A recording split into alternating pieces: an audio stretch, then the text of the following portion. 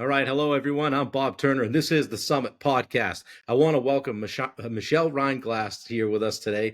We're on opposite ends of the country. Michelle is out in Southern California, and I would venture to say the weather is probably pretty close here today, although Maine, we don't rival Southern California too often, but sunny and 70, well, I'll take it. So anyway, Michelle, thanks for joining us. Guys, Michelle is a 30-year litigator turned mediator. She's an author. She's a you guys know what I'd like to say, kick-ass runner, endurance athlete. She does a lot of things. She sent me a couple of her books and is working on more. So I couldn't be happier to be sitting here with Michelle Reinglass today. We're going to talk about balance. We're going to talk about just all kinds of life stuff. This thing could go any which way, and I'm ready for it. Michelle, I'm ready. thanks. I'm ready to be here. Well, thanks for joining us. I did have an opportunity to kind of check out Women Who Empower. All right, that book. Thank you for sending that to me, and also Leading with Legacy. All right, and these are books that you've co-authored, correct? Correct. And so that's pretty We cool. all have a chapter. Yeah.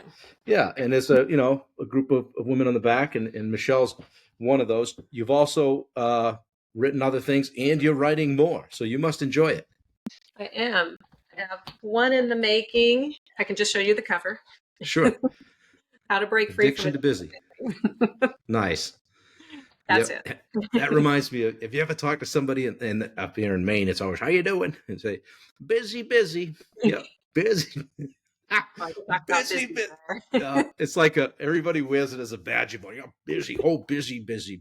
Yeah. And But therein anyway, lies the problem, because we all think it is a good thing. right. It really isn't. I do a lot of, with my clients, I talk time blocking on the phone and everything. And I look and I see a gap and I'm like, ooh, I don't have anything, but I really do have things. I have a lot of things, but they're just not on there that have to be, they're not appointments or calls like this. So I get excited when I see a white spot, slot on there and move things around. But well, thanks for jumping on. We tried to schedule this a few times. And then the last time I scheduled it, I learned that the iPhone, if you schedule it when you're in St. Louis and you make it for 2, it actually is 3 back here on the East Coast, and then you get back and everything's crazy. So we figured it out, and here we are. You and I met through Ben Newman, our coach, and we've been to events, been to boot camps. We're graduates of his Coach to Coaches program together, so we're both certified Ben Newman coaches, which is great. It gives us a little street cred, and we like that. But I've got questions for you. I mean, you've been through a lot. You've done a lot. You've blazed a trail for women as a lawyer. I was reading some of your stuff, and it was actually, when you texted me earlier, I was right in your book. I like to do a little prep for these, and you've been through a lot. Tell us a little bit about what you went through, kind of paving the way for women in law. Thank you. So I'm going to try to condense it. I actually started my career in working in banking, and I put myself through college and law school doing that. And well, first of all, did you ever see the show Mad Men? No, I haven't. Okay, anybody watching this might know.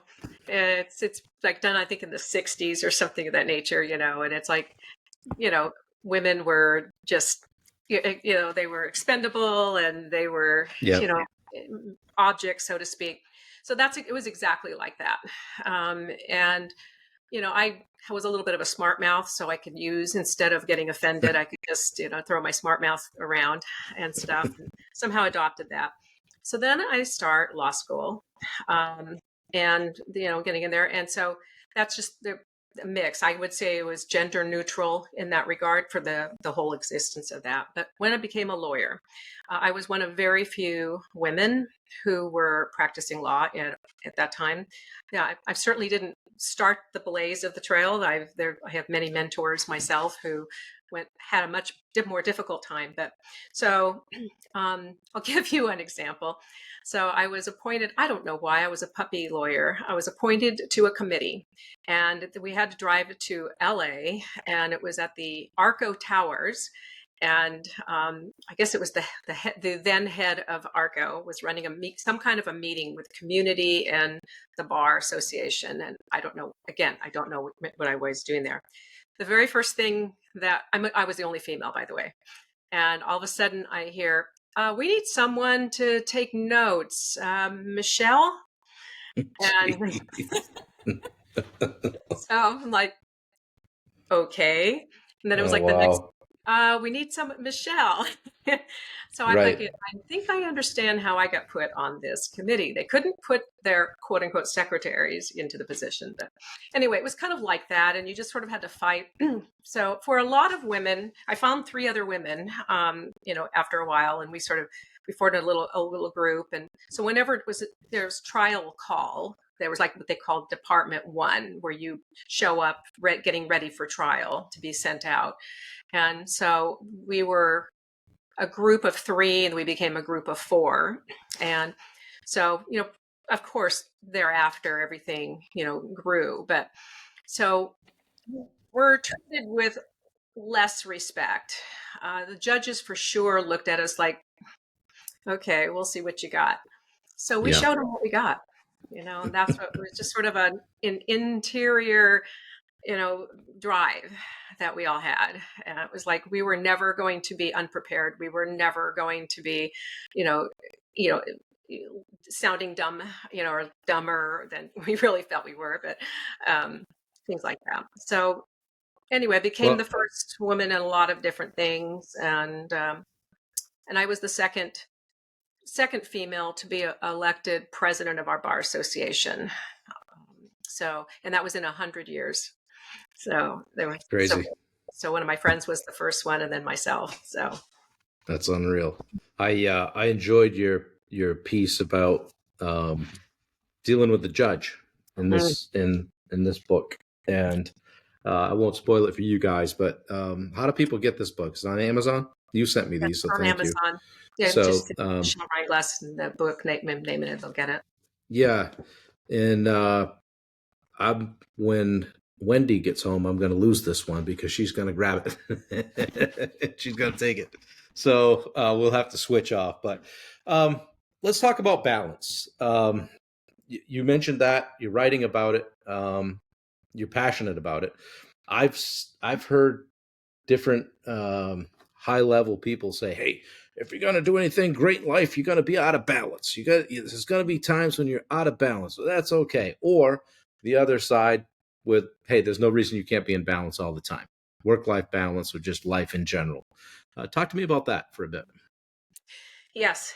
I'm kind of on a mission for sort of setting the stage, a little bit more correctly for and it's not anyone's fault. It's just how everyone interpreted it from day one. So there is this concept that, you have to have everything in balance. You're going to have your marital time, your work time, your play time, all the different things in this perfect balance. And so hence what I was shocked once my book was, or that was in talks about my writing the book on balance. People say balance doesn't exist. Balance is a myth. Balance is bullshit. Pardon my French here. Yeah, okay. Those are the words the kind of things they said. And so, and then I started hearing somebody saying, you'd have to hit net sum 0 to have balance. And I went, now I'm getting what they're saying. Now I understand what's going on. No, this is not a math equation. This is not any kind of formulaic kind of situation. Otherwise, you'd be out of balance all day, every single day. So balance is really, it's sort of a state of flow. And it's basically, you can have, let's say that you've got a lot of work to do. Let's say you're starting up a new company or, whatever it is, you have to devote a lot of time to that company.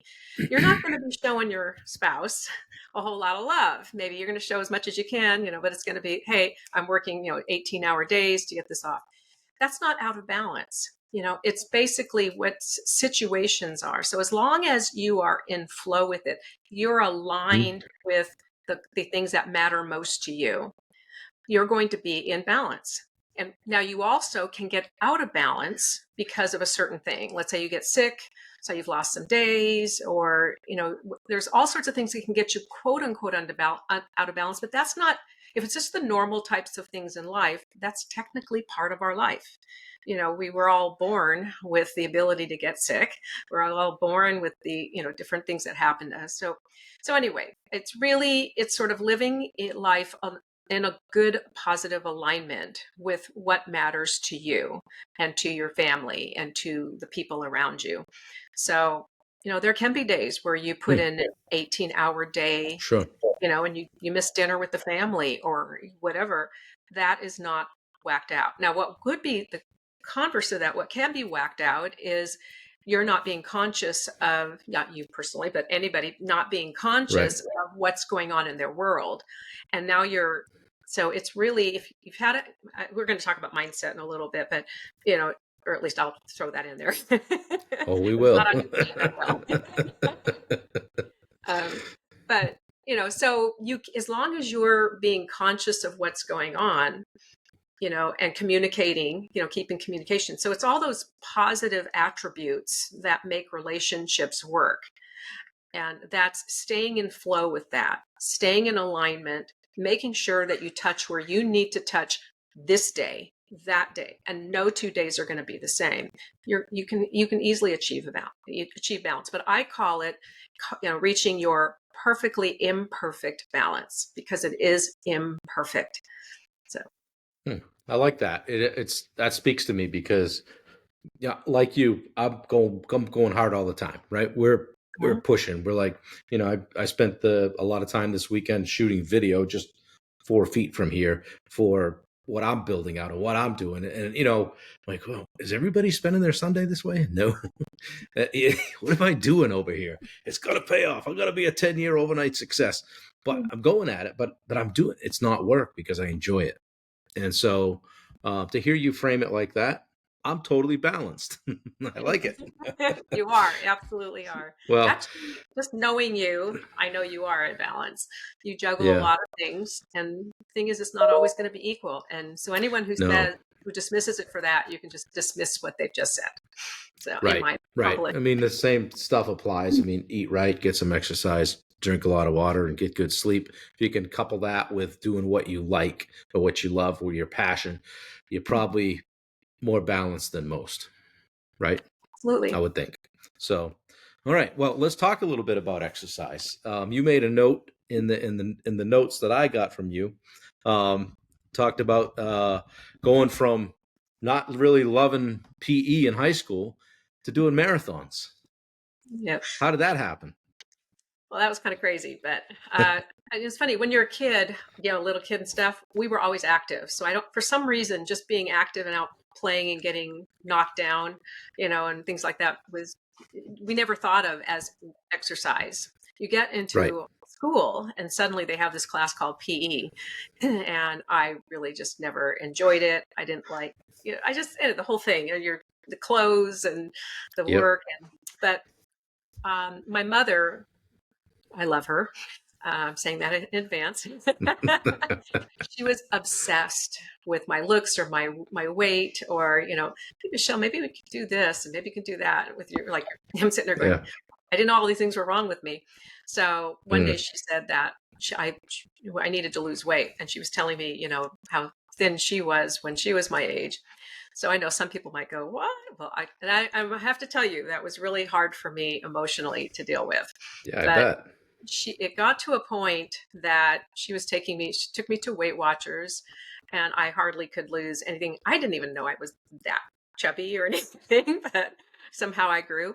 But she ended up taking me to this endocrinologist. So she was certain that something was wrong with me, and because we couldn't figure, and I really wasn't eating a huge amount at this point. And so this doctor comes in. Now I'm dating myself, but do you remember Kojak? Oh yeah. Okay. Yeah, I do. Bald head, everything. So Lollipops. Yep. stunningly gorgeous, fit man with balding head, the bald head and everything. She comes in and this white jacket, and they did all the testing, and he goes, Michelle, I want to let you know you are healthy as a horse. I said, I am. He goes, yeah. He goes, he goes, but you have one thing, you and I share the same condition. And I looked at him, I go, as much as I would love to share something with you, I can't imagine what that would be. Yeah. And he said, we both have sluggish metabolisms. And I went, huh? You know, Right. he said, he goes, I bet you have friends that they eat up like, everything on the planet, and you're barely eating and you're the one that's putting on weight. I said, well, yeah. And so he said, so I said, okay, so is there a drug for that? And he said, no, there's no drug for that. And I go, oh. And he goes, but there is a cure. I go, what is it? And that's when he said, exercise. And I went, exer what? I know, it's like not what I was expecting. Just give me a drug. Please, just give me a drug. Right. Make me do exercise. So anyway, I said, I don't have time. Now, mind you, I'm, putting myself through school, and I mean, Yeah. I was a workaholic, and even as a kid, growing up. And so I said, I've got all these things that I'm doing and I don't have time. And he goes, well, what time do you get up? I said, I get up at 6. He goes, you're getting up at 5 now. You're going to go walk for an hour every day. I was stunned. But I did. And what's interesting is so I'm out walking by myself, and I ran into, there was a man who turned out to be a dentist, and he was the father of one of my fellow students. So he was out jogging, back when we called it jogging. Right. And so he would stop to walk with me. And so then he kept saying, come on, let's get you running. And I'm like, oh, no, this is hard enough that, I'm getting into this walking. So he encouraged me. So first it was like, just run a little bit. So, I know you probably remember this. You're such a stud yourself in the running and environment with an Ironman here. Not as good as it once was. Still better than what most do. Try. For sure. So, just it's like you have that difficulty breathing, Right. So you're doing that. So it's like, and the next thing I knew, I did a mile. So that was like a milestone, so to speak. Yeah. And so then we met Flip and his German Shepherd. So we started all running together, right? And Flip was used to doing 5 miles, but he tapered it down to 3 miles. So we got up to doing 3 miles a day with the German Shepherd, until the day the German Shepherd knocked me over, and I think tore something in my ankle. Oh man. I did the heal from that. We went back to our regular. So, and then, if we had so it was like, I felt like I was Dorothy in Wizard of Oz, with my Tin Man and my, Right. my Sure. lion. Yeah. So, but we did that every single day. So, and then, I joined a gym, and they also had a track up on the top. Mhm. And so I started running on that, and I was kind of trying to get my mileage up. I wasn't competing for anything. I didn't have a goal. I just wanted to do more. And that's when I met a guy, and we were both in the same, exercise class. I was trying to think what the Yep. class was, and he was also running up there. So the next thing I know, we're dating. And then he says, hey, there's this running club. You want to join that? So we joined the running club, and the running club was obsessed with marathons. And so I never thought just the fact I even started so I started racing, did my first races, 5Ks, 10Ks, 8Ks, 10Ks, all those kind of things, and half marathons. And then the next thing I knew, I was doing my first marathon, and it was the Avon Marathon. The cool part about this, it was the Olympic course right before the 1984 Olympics. I'm really dating myself here. But you wrote about that. I think which one of these do you write about that in? One of them. I think it might have been this one. I think it is. Yeah. So go ahead. Go on. I want to add something to it. The Olympics. So I was hooked.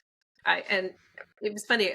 Several of my friends advanced to doing the ultras, and the longest thing I've done was it was a triathlon with some extra stuff with it. Yep. But So I would say that. And then I did some biathlons. By the way, when you get off the bike the last time, to run, it's like kind of a shuffle because your Oh legs yeah, yeah, yeah. do have nothing left in your legs at Well, that you point. mentioned the 1984 Olympic marathon, and so I'll date myself a little bit too. I was just arriving at a summer basketball camp, and that was on the TV. And here comes Joan Benoit Samuelson, to Yes. win the race, right? And I don't know if you know it, but she graduated from Bowdoin College and is from Maine. Yes. And so when she came back years later, I don't know how many years later. I guess the race is 25 years old now.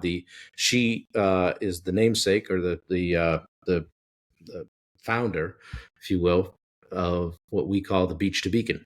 And so it's a 10K here in Maine. It runs along the coast in the town of Cape Elizabeth, and it finishes at one of our our world famous park called Fort Williams Portland Headlight.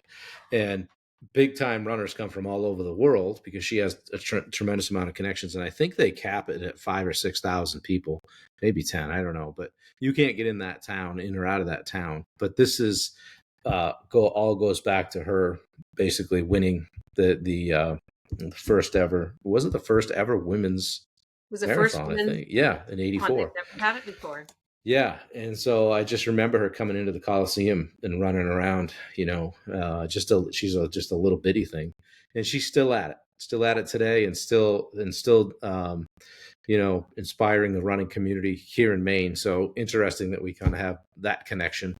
But and you said you actually were able to run on the course, which is pretty cool. To So run that course. It was just probably this much difference. It was so funny how that makes a difference. So we had to yeah, run a little bit more into the Coliseum, or maybe it was a little bit less, whatever it was. But yeah, it was yeah, pretty fantastic. So backing up a bit, now you're running. So did that take care of everything your mom was worried about?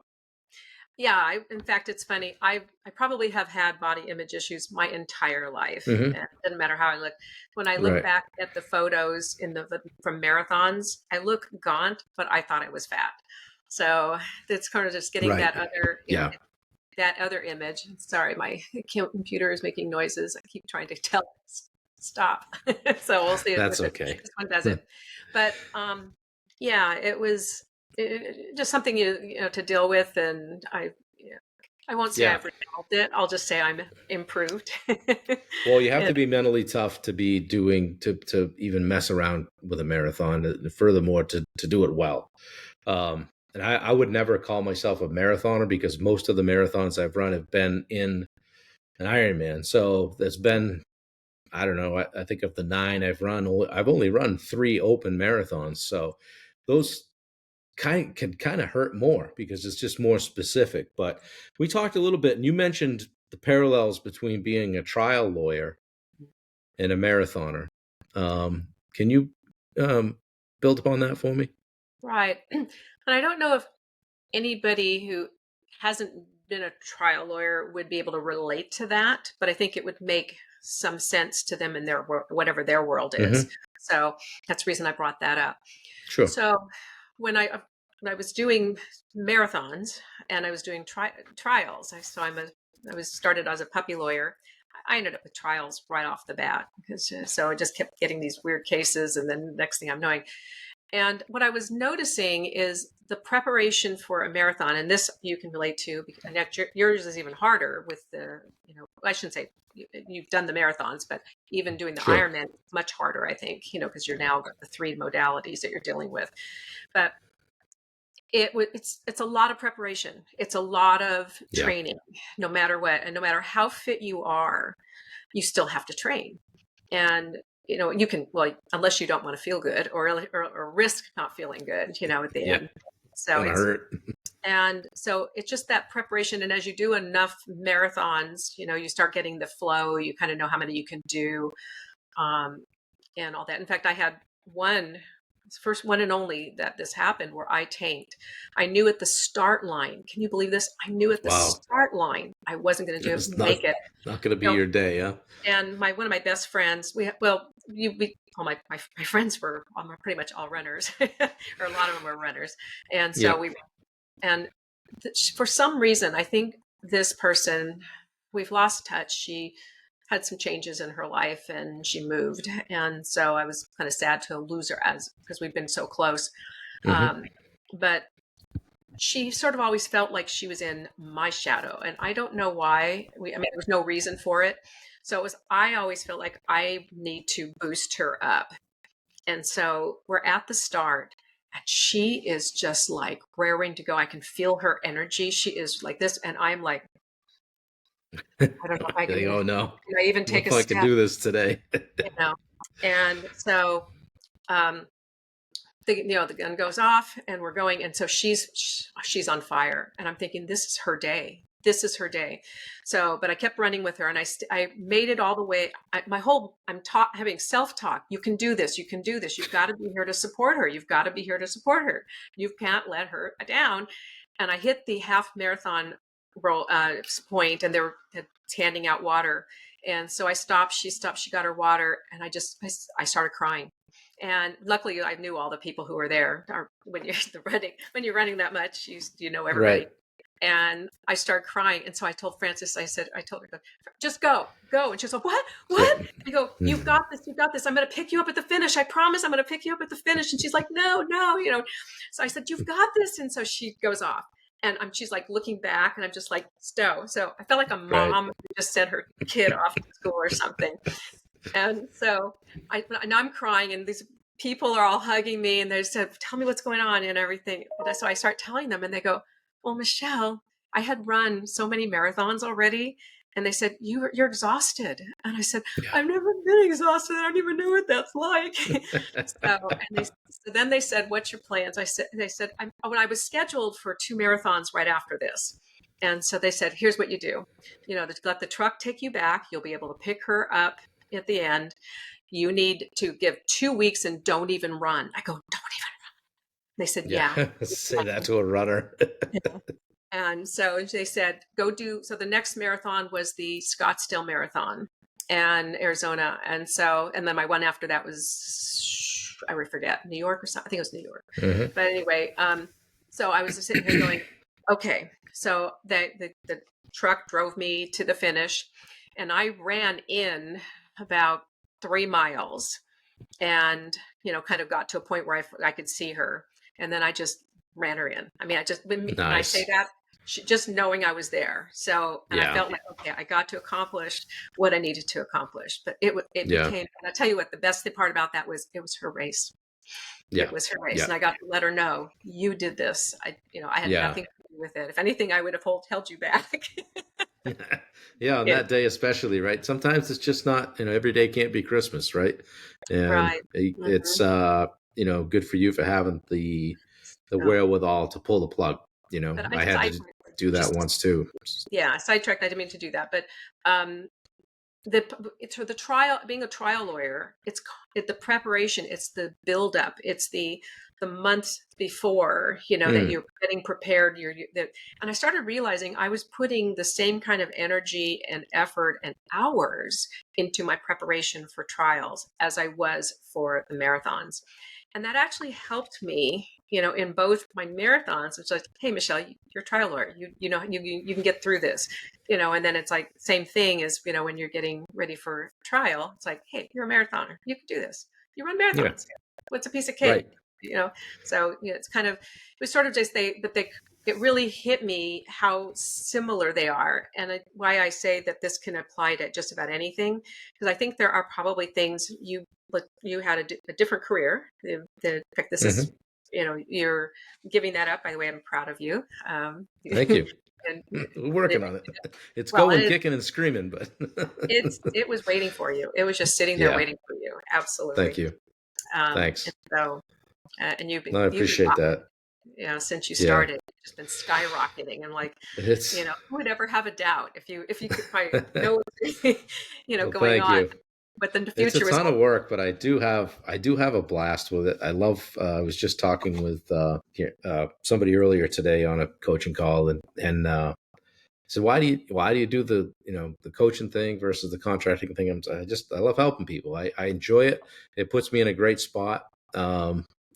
Oftentimes I'll have a call and I'll go up and talk to Wendy, my girlfriend, after, and say, and she was on the call or watching, like, I didn't feel that. And what do you think? She goes, will you just stop asking me that? She goes, you're really good at what you do. So just keep doing it. Don't ask me how you did it. Don't ask me how you did again. I said, okay, I'll just keep doing that.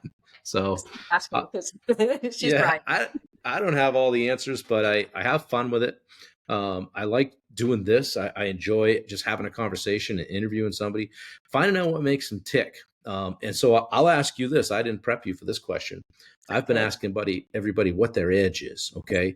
And Mhm. so, we work with Ben, and the burn is, what ignites your why and purpose and all that. And his thing, when people ask me, well, what's the edge? The edge to me is how you show up differently. Like what is it about you that's different, that makes you tick, that makes you a great litigator, that makes you a great runner, and where do you go when the shit hits the fan, so to speak, when there is stress and when there is overwhelm? So I'll ask you, what's your edge, Michelle?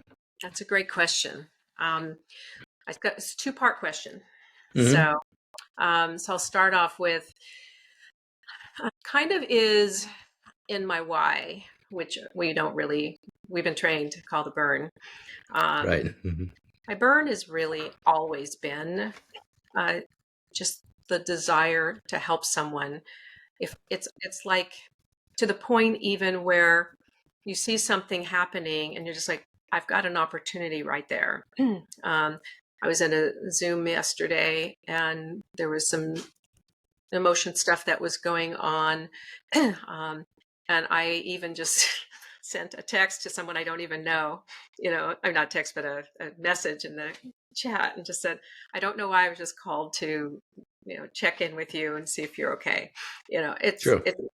It's like it's almost, you can't even help it. That can be bad to a point. Right. My Yeah. sister, Lori, if she's listening to it, will say, stop coaching me. Yeah. Like, I kept telling her I'm not a coach. Well, no, I am. So I guess I gotta be get accused of I that. always say, okay, coach hat. But A maybe, vanguard that. So yeah, and have a right. big red alert. Yeah. Big light. Bob's going coach mode. Watch out. Um, it's just more. I'll tell you. This is an example. It's my first thing I'm doing really as far as coaching.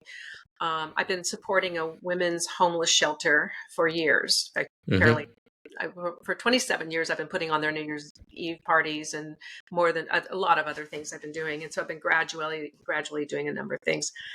They asked me to do a workshop. And so I did my first workshop for them last May. I'm doing my second one this week with them. And it's like, these are women who have gone through hell and back. Some of them are still, going through it, and Mm-hmm. they volunteered to show up, and and for this, there were so many they could sign up for any way we had. What I did, by the way, I offered to us to give each person a copy of Jack Canfield's book, The Success Principles. Yep. I've been talking about them in one of my speaking things to them. So so 18 of them signed up for the book, so they got that, and we had about 10 or 12 people the last one that we had the workshop, and I just was blown away. I knew I wasn't even trying so much like to earn the trust. It was more of I was trying to be delicate how I started Right. and whatever. I'd never done all that stuff. I just kind of been to workshops, and it was like one topic after another topic after another topic, and they were just like soaking up everything. And then at the end, they said, can you, for the next one, can you take us through a transformation? And I thought, you guys think you're ready for that? And they said, yeah, we think we are. So it's just warm. I can't tell you the buzzies, the feelings I get.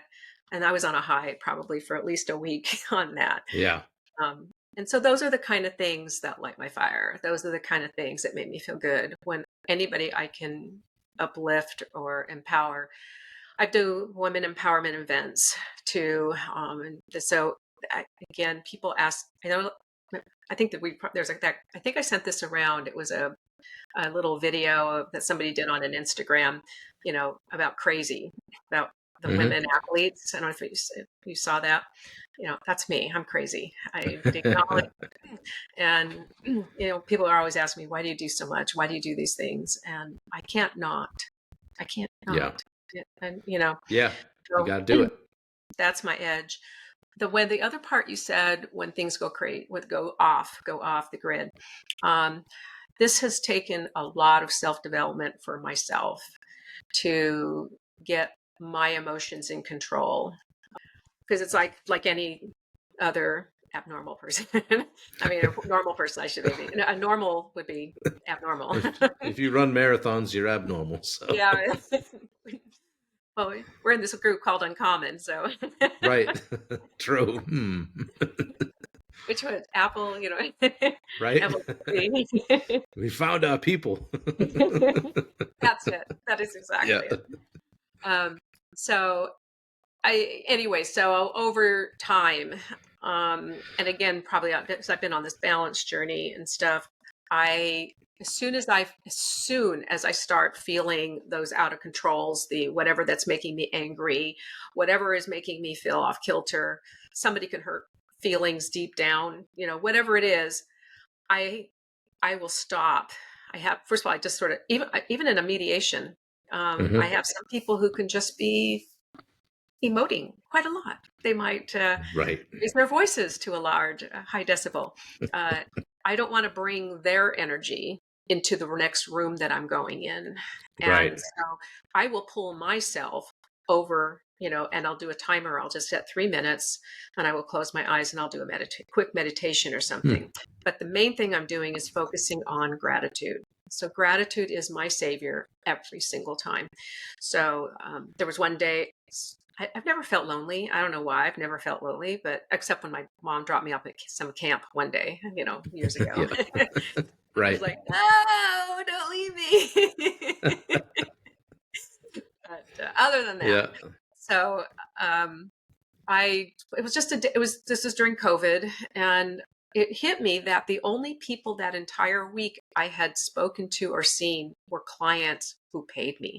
You know what I mean? Right. So it's like not a friend, not even a colleague. Hmm. And then I started thinking, well, so and so's traveling and so's out, I started thinking, nobody loves me anymore. And I don't know, I just started devolving. You wouldn't believe how Right. fast that happens. It's like it goes from here to shoo. And so I was allowing myself to go down into I was probably like staring right at the pity party I'm about to dive into. And nobody loves me, nobody cares, I don't have any friends, it's like, which is this crazy statement. Yeah. Uh, and all of a sudden I went, whoa, whoa, whoa, whoa, whoa, stop. And then I just started going, I am so grateful for it. And I started listening, and I had to jump. I know it's a Saturday when I go to my farmer's market. So I was getting in my car. So I jumped in my car. I'm throwing out gratitude to everything. I was grateful for every single step. I'm grateful for the bricks. I'm grateful for the asphalt as I'm pulling my car out. I'm grateful for my car. I'm telling my car all the parts of it I was grateful for. As I'm driving around, I'm looking at every single car. I go, I'm so grateful for you, and I'm so grateful for you. And I'm just doing this. I probably said 300-400 different gratefuls that I was grateful for. And then I reach the farmer's market. I wanted to hug every single person there. Thankfully, they know me. But it was like, Right. so that's what I do. That's my sanity. Yeah. Well, COVID really took a round out of us, and that's part of why I'm doing what I do too. It's just to bring some positivity, uh, and frankly, to lead. And I think the world is in need of some leadership and people that are saying, "Hey, follow me. Let's go do this, and I got you." You know, and that sounds like what you do. For those that are listening, and I know the answer, but talk to me about what kind of mediation that you do. So mediation, by the way, is there's three different kinds of modalities for legal cases. One is, of course, going to court. Everybody knows about that. Mhm. Probably most people know about, but I'll just say that there's arbitration, which is where you're before an arbitrator. I was an arbitrator for 17 years, coinciding with my law and my mediation career, and I Mhm. gave that up finally. And mediation is its own mode. It's not, in other words, it's not a decision. It's helping to facilitate, people to be able to get to a resolution and on their terms, if they mutually worked out. So the types of cases I normally, I should say the majority of my cases are employment law. So people who've been fired, harassed, discriminated against, assaulted. I somehow I'll get selected on some cases I don't understand. One was a surrogacy case, Hmm. baby Yeah. surrogacy. I've had a few that are mold cases, weird cases that I don't have an expertise in. I have found out that I seem to have a reputation for being able to help handle other people's emotions well. So, That's good. so they'll say, "Well, this is an emotional case," and I'm like, "Oh, okay." And sure Let's enough, get Michelle. you know, so Michelle. yep. Yeah. Uh, so Well, anyway, so that's cool. No, I appreciate that because a lot of people, when they hear mediation, might think divorce or might think, just whatever they've been in touch with. But right. so that's cool. That sounds like good work. Looking at my notes here, and you wrote wake up call, Hmm. and it says 2 autoimmune diagnoses. So, what's going on there? So this kind of is a little dovetailing into the title of my new book will be coming out Hmm. later. It's still being finished.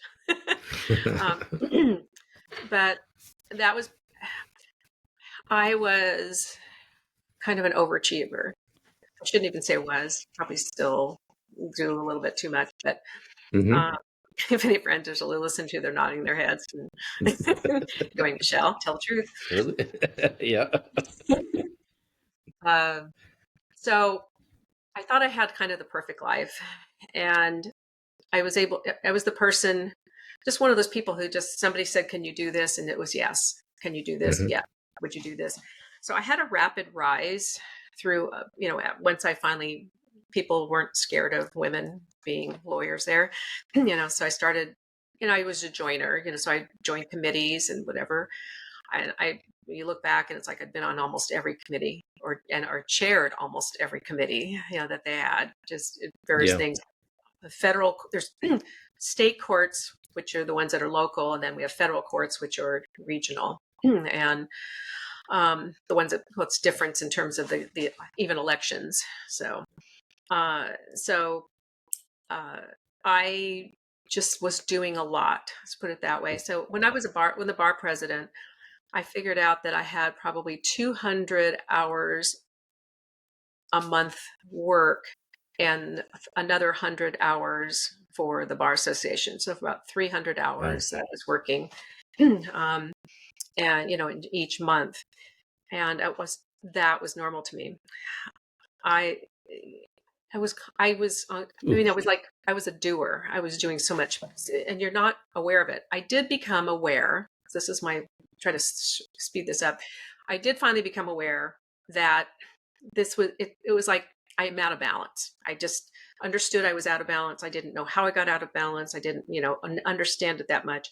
Louise Hay was my first personal development person. Not that I met her, but I bought her book, and Hmm. because she wrote a book a long time ago, it was about balance, and it's a little deeper than that, but so I was doing all the things, and I'd read more things on how to get into balance. Oh, you're supposed to take spa days, and so I'd have spa days, and I'd get my Yeah. manicure and pedicure, and I'm doing all these things, and I'm thinking I'm done, or I take some vacations, or I take some trips, and it was like as soon as that trip was over, I'm right back to where I was. So it took me a long time to realize I just sort of packed a backpack and carried along with me no matter where I was, and just didn't realize it was hanging on me. Yeah. So in 2010, I had some pain, and I kept thinking it's this, that, whatever, all these other, easy to cure things is what I thought. And we tested and everything. And finally I had rheumatoid arthritis. So, Wow. okay. And I said, I'm with the doctor, and I said, okay, I'm really going to get my stress under control. I'm going to change my whole life. I'm going to, and she's looking at me like, I'm seeing right through you. Hmm. Yeah. But, so I had to go on medicine, which really bothered me, and because I've been really healthy, but I'd also had some other issues that were going on. But so I thought I was fixing things, but I never really changed me. And that was the part. We think we change. We change from the Yeah. outside, and I don't think I changed in the inside. And so then a few years later, I was diagnosed with Crohn's. Hmm. And so that one I have to inject every other week and, Yeah. you know, and stuff. And so I fought that diagnosis like crazy. And this one Mm. was very, very rigidly tested, you know, and diagnosed. There's just no question. So I still fight against it, you know, keeping things, you know, Yeah. trying to, I'm researching all the time how to get off of it and how to do it. Yeah. I want to clean everything up. So um, those were both wake up calls. Each one worked for a little bit. Should say the second one for sure. You know, when you're injecting, you're reminded every day. And by the way, mine is nothing compared to somebody who's diabetic and has to do it every day. And so Yeah. I'm really grateful to the medicines that help. I live a normal life. I call myself in remission. I keep being told, you know, I still can't get off of the medication. I was just able Right. to get off one medication, and I'm really happy about that. The one for the Good. rheumatoid, the Crohn's medicine covers both. So anyway, that was just, Yeah. um, and then a few other things that had occurred that I just wasn't paying attention to, and so Hmm. I realized that was when I had to change. So, and Yeah. that's where I realized my being busy it was almost like an addiction. Maybe I'm my light making it light by saying almost. So, you Yeah. know, and I think that I started to realize, and I don't think, I mean, I know I'm not alone. You know, everyone you talk to, I'm so busy. I'm so busy. And what we really are, it's not something to denigrate. In other words, it's more of we can become acculturized to hard work. And Right. as women, and I realized kind of where this really started to the nth degree was as you're realizing you're one of the few women and you know that are around, and you've got to be the best. You have to be your best. You know, Right. you can't. There's no room for slack. And do you want me to do that? I'll do it. I can do that. Yeah, I can do that. I can add that. And you know, I want to be as good. I can do anything the guys can do. I can do that.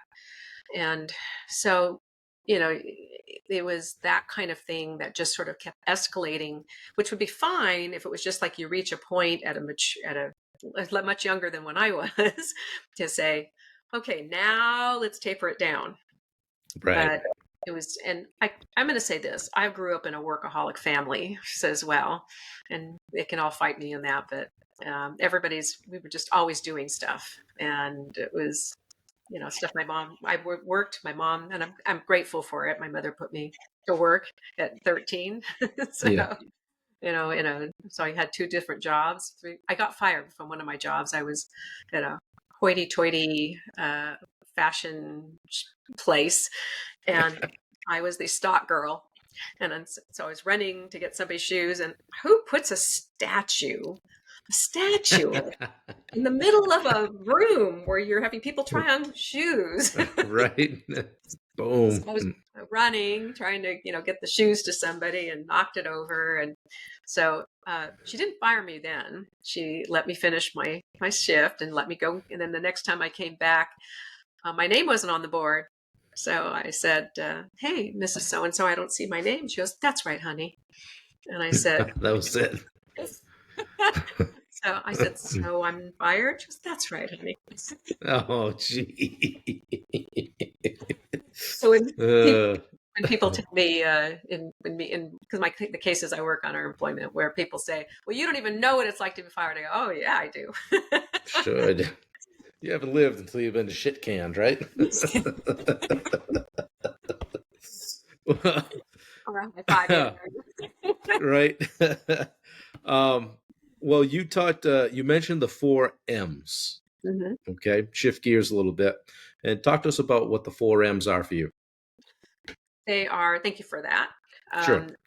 They're part of my morning rituals, but they're the really impactful parts. And they just doing these can elevate your health, can elevate your mindset, can just basically, you know, get you rolling and revving up for the day. Just by doing this 4 M's. So the first one is mindset. And a Hmm. mindset is really one of the most important things that we all need to know and need to be conscious of. And it's the conscious part. Everybody says, "Oh, I know mindset. I understand mindset. I hear it all the time." Oh, it's your mind. And they say it because they know what mindset actually means. Hmm. But there's a difference between that and staying conscious with what's going on. Right. So our mindset changes on a whim and fast and furious. Wherever our attention goes, that's where our mind goes. Right. So, um, so mindset is the very first one, because when you Yep. wake up in the morning, one of the best things to do is to wake up and start thinking of gratitude. I'm going to a G, but because letter G, but just because it ties in with that. So, because that way you can say, I'm awake. Okay, I'm awake. What's my day going to be like? I control my day. Okay, I am grateful for. And you start going into those things. I always say we're on the right side of the grass. That's my line. Absolutely. Everything Yes, else is bonus, right? absolutely, Yeah. completely. You nailed that one. So true. So, so that leads to the second one, which is meditation. Okay. And because now it's still on this mindfulness, waking up, uh, doing a meditation. There's some people who say they can't do it, they don't like it, it doesn't resonate for them. That's fine. You doesn't have to be that. It can be prayer. It can be just sitting in stillness. Just sitting Hmm. in stillness. In fact, maybe that for people who have a difficult time with the concept of, meditation. Don't call it meditation. Just say you're going to sit in stillness, which means you can wiggle around. You can do all sorts of things. Squirrel. Just, yeah, just Yeah. exactly. Exactly. Just do whatever it is that you feel Sure. like doing, but just try to Right. stay there, and don't turn the music on. Don't turn. Right. Now, there are some Hmm. people who tell me, hey, I have to have music. Okay, that's fine too, but just make sure it's not distracting and causing you to start thinking of your to-do list or, whatever. Right. So, because our minds are cluttered, they're so freaking cluttered. People have no idea what weight we are carrying around in our brain in our head. So that's what's so important. It's kind of, to me, it's like cleansing what's in there so that, excuse me, doesn't take on what yesterday had, Right. or what yesterday gave to us, or what it did to us. So, so we've got the mindset, we have Mindset, meditation, and then meditation. the third would be momentum. Why Hmm. momentum? Because momentum doesn't exist in us. Momentum has to be created in us. We don't get momentum to do anything unless, so we're not going to do it on our Hmm. own. So what we have to do is say, you know what? The easiest example I can give would be, let's say you want to start a running regime. Sure. You're walking, and you really want to step it up, but you can't get yourself in the morning to just get up, or I wake up and I just go back to sleep, or I wake up and I go and I start having my coffee. And then the next thing I know, oops, it's time. I've got to go shower and run up, to my, Right. do my work. So if I started doing this, actually, I don't have to do it now, but I would lay down when where my bed is. I would, at the where I'd sit a step on, I have socks. And right below that, I have my singlet or my top. And right below that, I have the shorts or the leggings. And then beyond that, I have the shoes. And so I'm going to step on these things if I don't just put them on. So that's how I Right. got into the habit of just automatically putting on my workout clothes. So that's the first thing I do. So it's that momentum that you get. And then and so then you get into the movement. Our bodies are meant for movement. And our Sure. bodies are meant for movement, and exercise of some sort. So that particular part doesn't have to be, some rugged exercise. If you're even stretching, or you're doing yoga, or you're doing Pilates, or you're doing, a few, yoga positions, or a Yeah. few Move your body. squats, you know, something that is getting the blood rushing around. Now you are ready to go. There's other things you can do, and I won't go into all the whole thing that I do for my rituals, but that gets you rolling, started in balance. Well, that's cool. I like it. Um, Man, we've talked about a lot of stuff. I have a couple of questions that outside our notes, but that I wanted to ask you. So I think I'm writing my first book. So it would be an opportunity lost if I didn't say, "Hey, Michelle, what Hmm. do you have for advice for a guy that's writing his first book?" Ooh, I do have advice for that because I've learned from other people after I'd already been writing my book. Right. I have to tell you while you're starting. Sure. Just write crappy. Yeah. Just get the biggest, most important thing that you can do is, well, I'll tell you this. The first thing, it depends on what your scramble is in the brain, so to speak. Yep. If you've got a general idea, then I would jot down bullet points. And the bullet Yep. points may turn into your chapters or they may turn Hmm. into segments, but because you want to download that right when you've got it. So Yeah. that's one way of doing it. There's nothing wrong Hmm. with it's a good idea actually to outline what you want to do. So for example, you can just take like a pie, circle, Yep. divide it into 7 or 8, just 8 sections, no more than 8. You may want more than that in chapters, but at least to not overwhelm yourself, just do the 8. division. Okay. And then you start thinking, how would I want to start it? If you wanted to do that, you're just going to put, football field or something, or, Yeah.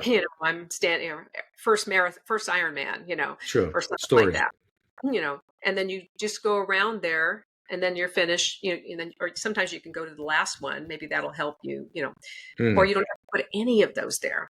Just start writing.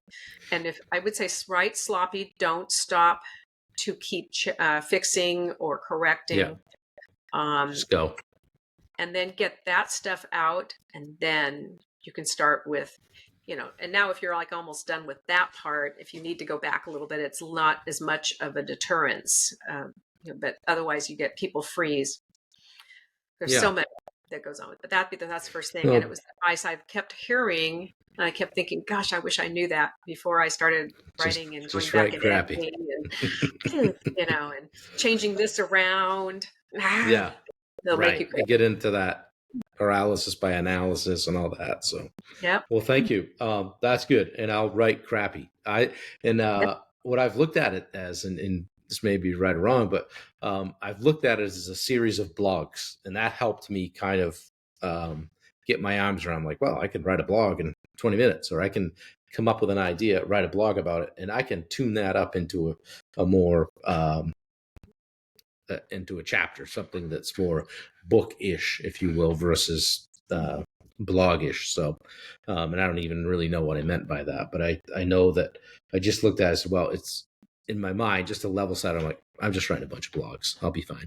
So, Exactly. um, yeah, Congratulations. I'm excited yeah, for thanks. I appreciate it. So, what are you most proud of? you. That's a real good question. Hmm.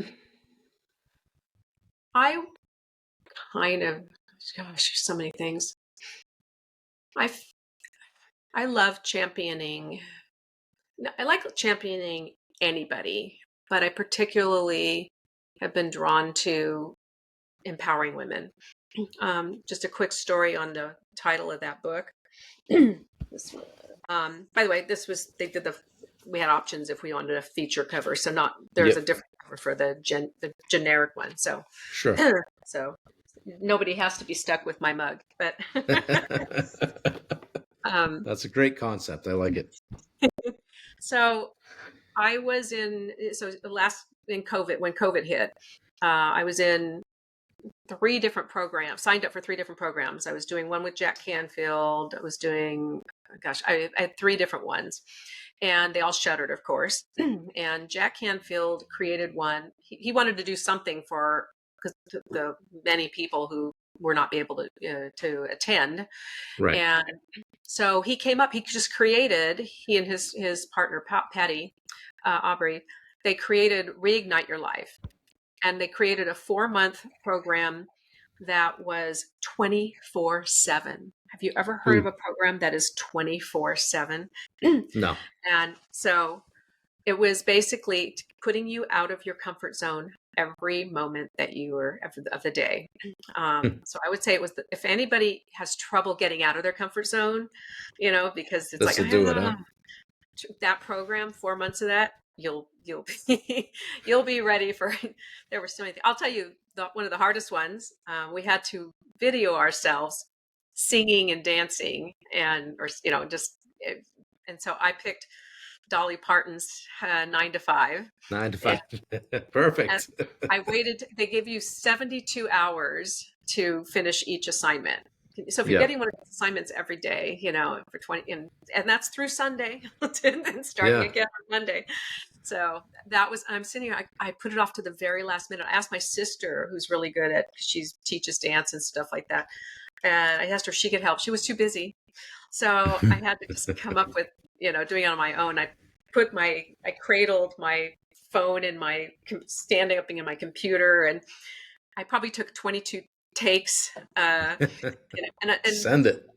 even then, I'm exaggerating slightly, just slightly, but even then, I'm literally like, I'm like 9 to 5, and I go, I can't even believe I'm doing this. It just came out. So anyway, and another one that was really, really hard, just to give you an idea, was writing a letter to someone who had hurt us, or we had some issue with, Yeah. to a friend, something Yeah. like that. You don't have to send it. You could if you wanted to, that kind of thing. Right. So just a whole list of things. So why do I bring that all that? So they did this program, and we met all these people. We had like 525 people in there. I'm not saying everybody completed it, but a lot of us became really close. So I Mm. met this person, poor Denise, Denise McCormick. I saw in her bio that she was a best-selling author. So, and I'm thinking, gosh, and I want to write a book. And so I have a book I started. I just hadn't done anything with it yet. And so I reached out to her, and we set up some Zoom. And she introduced me to Kate Butler, who is a publisher. And Yep. she has this niche of series of books with women. Now, so she introduced me to Kate.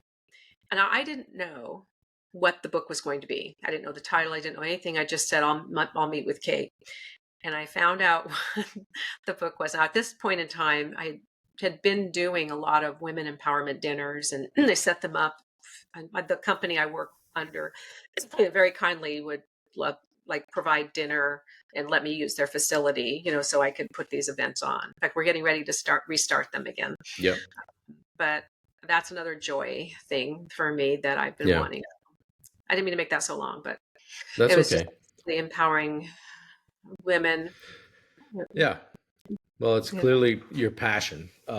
Write about it. You do it. You walk the walk. So that's awesome. I have a ton of respect for you, for what you do, what you've accomplished. As we wrap up, I'll ask you one more question. You've done a lot of things, been a lot of places, touched a lot of lives. What's on your bucket list still? TED Talk. Ooh. All So right. You heard it here first, folks. Jack Canfield said he was rejected 144 times for his book, Chicken Soup for the Soul. Yeah. So I've already had 2 rejections, so I only have 142 left to go. No. Perfect. Yeah. I have a coach for that, and Good. so, and that'll be Make it down. happen. Yeah. Yeah. Good for you. Well, this has been great. I appreciate you coming on. We burned up, my God, we burned up an hour. So, So sorry. no, it's great. I had a great time. This is cool. I feel like we could do this once a week for about 6 months.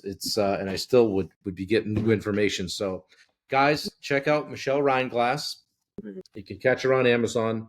Women Who Empower and Leading with Legacy. All right. She's in both of these books, and still digging for more, still doing more writing. So keep your eyes open. I'll put this stuff in the notes. Michelle, thanks for taking the time. I appreciate it. I know we've been trying to get this done for a bit. And I've brought several of our counterparts, if you will, from the Coach to Coaches program on. it never disappoints. And when you talk about, guys, you might be wondering, why are you bringing all these people on? I talk to you guys about getting in the right rooms. This is me getting in the right room and meeting people who are doing things at a high level, and being able to bring that to the summit community is tremendous. So I appreciate you taking the time. I appreciate you so much. Thank you for having me on the show. I really appreciate it. I just think being able to see, being able to get to talk to you too. Yeah, it's cool. The We'll black catch up real soon. All right. Well, thank you very much, Michelle. I appreciate you. We'll talk soon. Thank you. Guys, this Likewise. has been the Summit podcast. Back at you. This has been Michelle Reinglass. Michelle, we appreciate you very much. Thanks again. Take care. Take care. Bye-bye.